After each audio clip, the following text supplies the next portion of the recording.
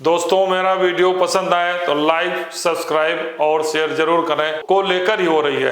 अन्य 4 राज्यों में चुनाव हो रहे हैं, उसमें केरल, तमिलनाडु, पांडिचेरी और आसाम है।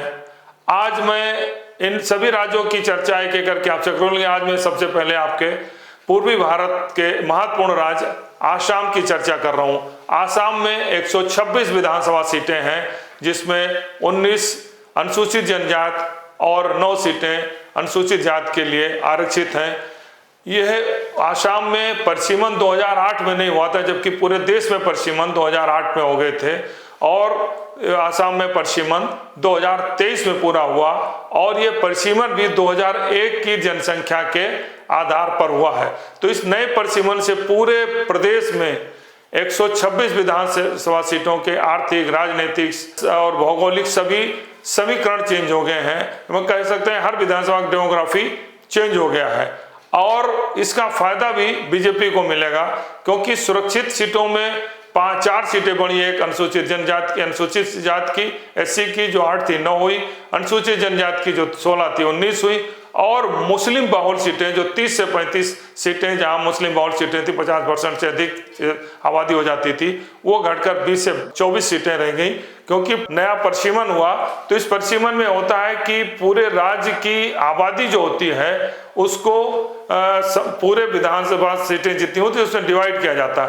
तो 126 विधानसभा सीटों को में जब पूरे आसाम की आबादी डिवाइड किया गया, तो उसमें मुस्लिम बहुल क्षेत्रों में अधिक आबादी होने के कारण उनका डेमोग्राफिक चेंज है, वो दूसरे विधानसभा सीटों में उनकी आबादी जुड़ गई, जिससे कारण उनकी जो आबादी अधिक होती थी वो संख्या मुस्लिम बहुल क्षेत्रों की संख्या 30 से 35 घटकर 20 और 22 रहेगी।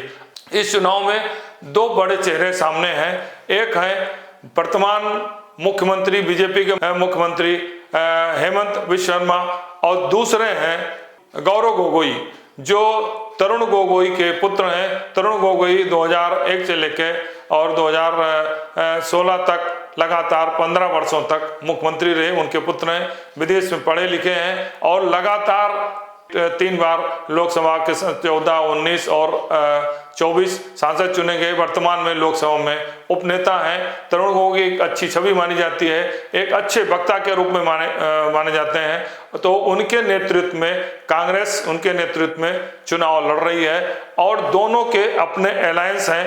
एक है नॉर्थ ईस्ट डेमोक्रेटिक अलायंस, इसमें 4 पार्टी शामिल हैं, जिसमें भारतीय जनता पार्टी जो चुनाव लड़ रही है वो 88 सीटों पर, और एक फ्रेंडली फाइट हो रही है 89 सीटों पर। और दूसरा है RSJM, इसके नेता हैं ताकेश्वर राभा, ये केवल 1 सीट पर चुनाव लड़ रही है। दूसरी असम गण संग्राम परिषद, जो अतुल बोरा हैं, ये 25 सीटों पर चुनाव लड़ रही है और एक फ्रेंडली फाइट कर रही है।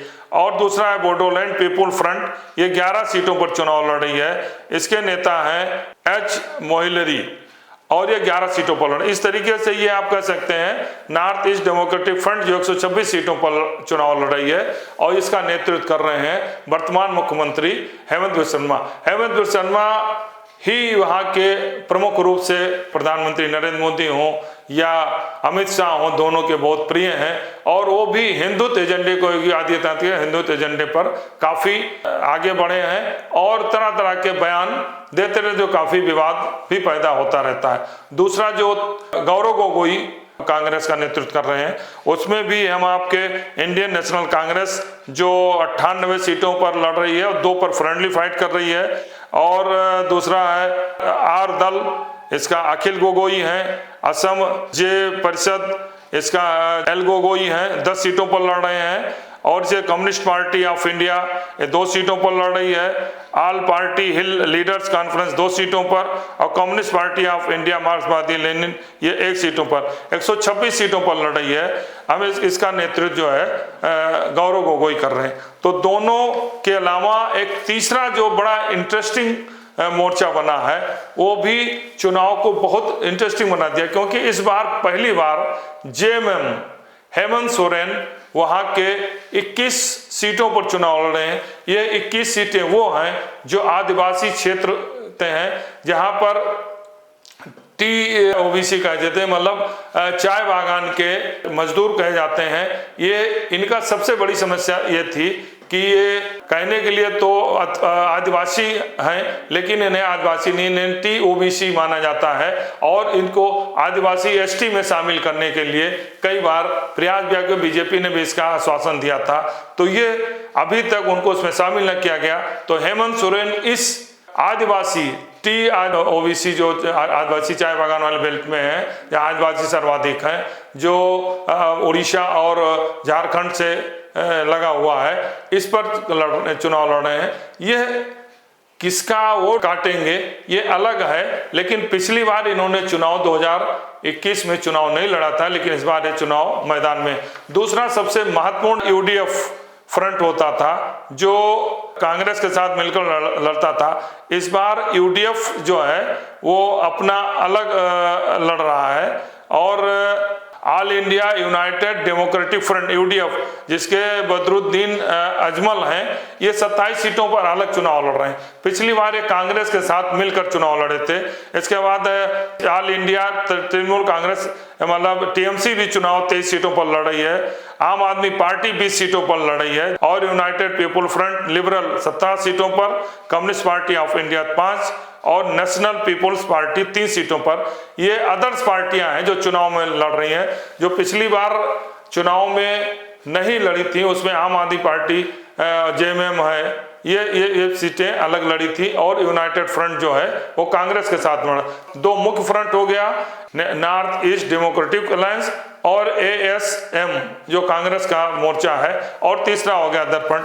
तो चुनाव बहुत इंटरेस्टिंग है और अभी तक जो स्थिति दिखाई दे रही है उसमें कहा जा सकता है कि सीधी लड़ाई दो चेहरों की है। एक है गौरव गोगोई जिनकी लीगेसी है, जिनके पिताजी 15 वर्षों तक मुख्यमंत्री थी, जिनका राष्ट्रीय चेहरा है, 15 वर्षों से सांसद हैं और सदन में उपनेता है, अच्छे वक्ता हैं। दूसरे का नेतृत्व कर रहे हैं भारतीय जनता पार्टी के विश्व शर्मा, उनका भी एक अलग आभा मंडल है और उसको लेकर हेमंता विश्व शर्मा को भी एक हिंदुत्व का बड़ा चेहरा बीजेपी के रूप में देखा जा रहा है, अपने बयानों से चर्चित है। तो दो बड़े चेहरों के रूप में चुनाव लड़ने कहने के लिए तो इसका नेतृत्व राष्ट्रीय नेतृत्व प्रधानमंत्री नरेंद्र मोदी बीजेपी और दूसरा का राहुल गांधी कर रहे हैं, लेकिन असली लड़ाई इन दो चेहरों के बीच है। और इस बीच में जो अन्य दल जैसे आम आदमी पार्टी, जेएमएम, यूनाइटेड फ्रंट, ये सब मैदान में है। ये किसका वोट काटेंगे, किसको प्रभावित करेंगे, ये अलग करेगा। तो असम का चुनाव जो कहा जाता है एक तरफा, जो बाहर से लोग देखते हैं कहते हैं कि एक तरफा चुनाव है, हेमंत विश्व शर्मा के चेहरे पर लड़ा जा रहा है, सरकार बना लेंगे। हालांकि सर्वे में भी दिखाया जा रहा है कि अपर हैंड है, लेकिन स्थानीय स्तर पर आप देखेंगे तो चुनाव बहुत इंटरेस्टिंग है, क्योंकि जेएमएम जो 21 सीटों पर चुनाव लड़ रहा है, ये इन सीटों पर 21 में से अधिकांश सीटें बीजेपी जीती थी। आम आदमी पार्टी की दखल हुई है, वो किसका वोट काटते हैं। और यूनाइटेड फ्रंट जो बदरुद्दीन कांग्रेस के साथ थे वो अलग चुनाव लड़ रहे हैं, ये किसका वोट प्रभावित करेंगे। तो चुनाव बहुत इंटरेस्टिंग है, नए परिसीमन पर हो रहा है, जिसका भौगोलिक, आर्थिक, राजनीतिक समीकरण बदल चुका है और दो चेहरों पर हो रहा है। अब आने वाला परिणाम 4 मई को तय करेगा कि किसके पक्ष में जाएगा, लेकिन जो दूर से बैठकर देख रहे हैं चुनाव एक तरफा है, तो एक तरफा चुनाव नहीं है। हर सीट के अपने समीकरण हैं, क्योंकि वहाँ रीजनल पार्टियां भी खड़ी हैं, बोडोलैंड भी, असम गण संग्राम परिषद भी है, इनके भी अपने हिल एरिया के अपने हैं, इनके भी अपने प्रभाव हैं, इनके भी अपने समीकरण हैं जो दो गठबंधनों में लड़ रहे हैं। और बाहर से जो पार्टियां गई हैं, चाहे आम आदमी पार्टी हो या जेएमएम हो या फिर अन्य फ्रंट के जो हैं वो कम्युनिस्ट पार्टी हो लड़ रहे हैं, उनके अलग समीकरण हैं। तो ये 4 मई को तय होगा कि किसकी सरकार बनती है। अब हालांकि अभी जो परसेप्शन बनाया जा रहा है, जो मीडिया बता रही है, जो सर्वे आ रहे हैं, उसमें हेमंत विश्व शर्मा को अपर हैंड दिखाया जा रहा है, लेकिन ऐसा नहीं है। जमीनी हकीकत कुछ और बयां करती है। लड़ाई बहुत आसान नहीं है, टफ है। स्थानीय स्तर पर जो बहुत सारे वादे हेमंत विश्व शर्मा किए थे वो पूरा नहीं कर पाए हैं और इसका भी एक प्रभाव जनता में है। अब किसका पक्ष में परिणाम आएगा 4 मई को पता चले, लेकिन लड़ाई एक तरफा नहीं कही जा सकती। धन्यवाद।